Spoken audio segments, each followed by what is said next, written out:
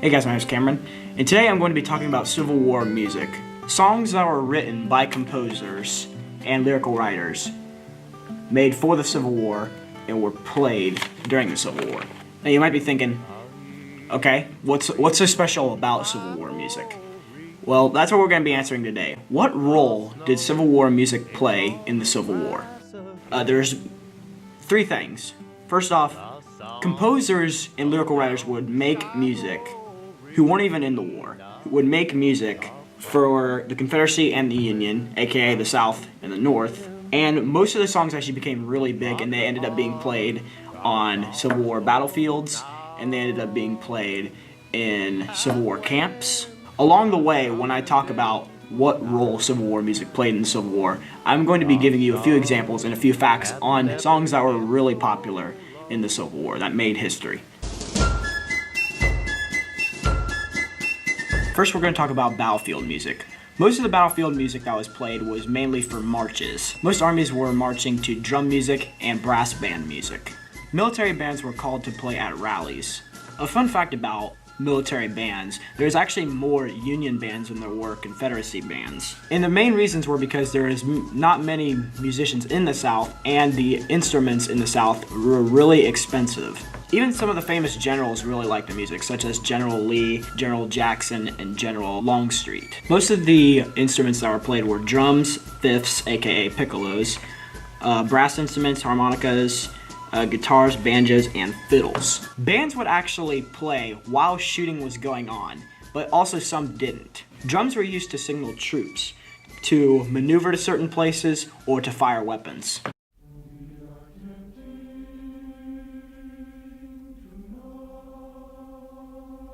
Music was actually played in Civil War camps. It would pass the time, it would entertain people, it would make people think about the life back home and their families. It would also strengthen bonds between comrades. Kenneth A. Bernard was a historian at the Boston University. He was quoted as saying, "In camps and hospitals, they sang sentimental songs and ballads, comic songs, and patriotic numbers." The next song I'm going to be talking about is called "Tenting on the Old Campground." Now, staying on the subject of Civil War camps, I thought this would be a good song to talk about. The writer of Tenting on the Old Campground was Walter Kittredge. This song, of course, was played a lot on Civil War campgrounds, and it was just about the soldier's life on the campground. The song talks mainly about the hard times in Army life, such as separation from families, combat, and comrade deaths.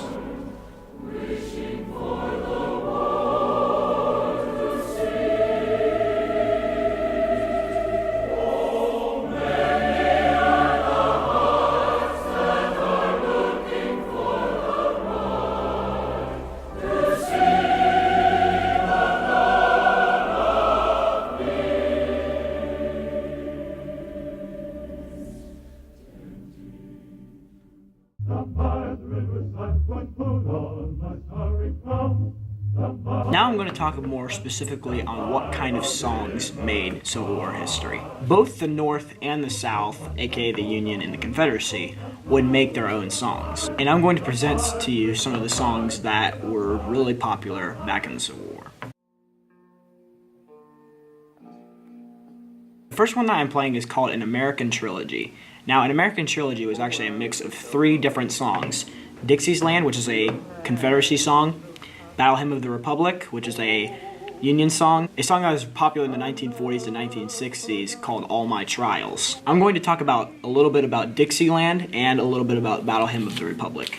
The song Dixieland was originally written for musical shows. The song was written by Daniel Decatur Emmett. In these shows, people would actually make themselves look like slaves. They would literally paint themselves black.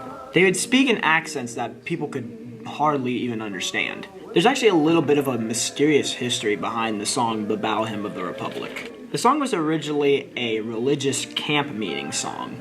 It was rewritten about John Brown's death in 1859, but now it is known as written by Julia Ward Howe. In 1861, Julia was touring Union Army camps. She heard a soldier humming the particular tune. The next morning, she awoke and described it as, quote, "Awoke in the gray of the early dawn, and to my astonishment found that the wished 4 lines were arranging themselves in my brain. I lay quite still until the last verse had completed itself in my thoughts, then hastily arose, saying to myself, I shall lose this if I don't write it down immediately.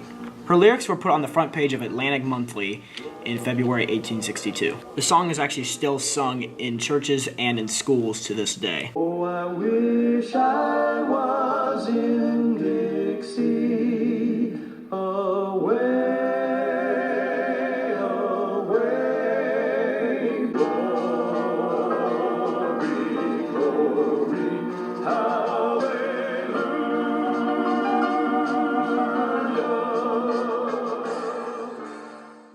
We are a band of brothers and native to the soil. Another song that was very popular in the South was called the Bonnie Blue Flag. The song Bonnie Blue Flag was written by Harry McCarthy. It was based on the first ever Confederate flag, which was a blue background with just a single big white star.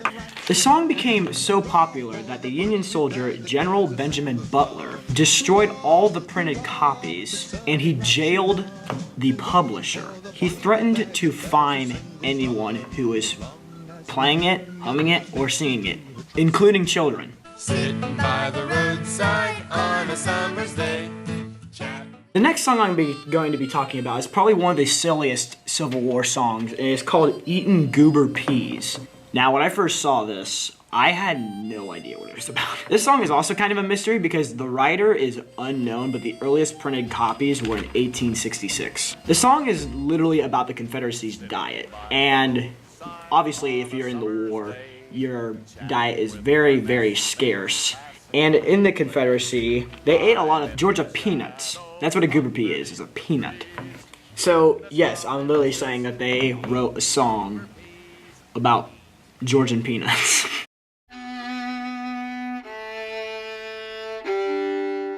Next, we are going to be talking about a particular composer and lyrical writer. His name is George Frederick Root. George Frederick Root was part of the reason why 100 songs were published during the Civil War. Over 100. His most famous pieces were Battle Cry of Freedom, Tramp, Tramp, Tramp, and Just Before the Battle Mother. Farewell, mother, you may never.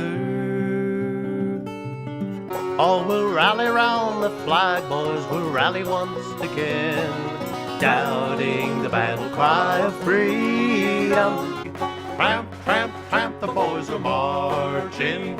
Here up, comrades, they will come. It shows you how much dedication this guy had if he was part of 100 songs being published in a 4-year time period. In conclusion, Civil War music played a big role in the Civil War. People that weren't even in the army would write songs for them, and they got so popular that they'd be played in campgrounds and they'd be played on the actual battlefield. If you're interested in Civil War music, I hope this video answered some questions. And if you have any more questions, comment them down below. Thank you guys for watching, and I'll see you in the next one. Bye-bye. Is on the grass again. The sun's low down the sky, Lorena. The frost gleams where the flowers have been, but the heart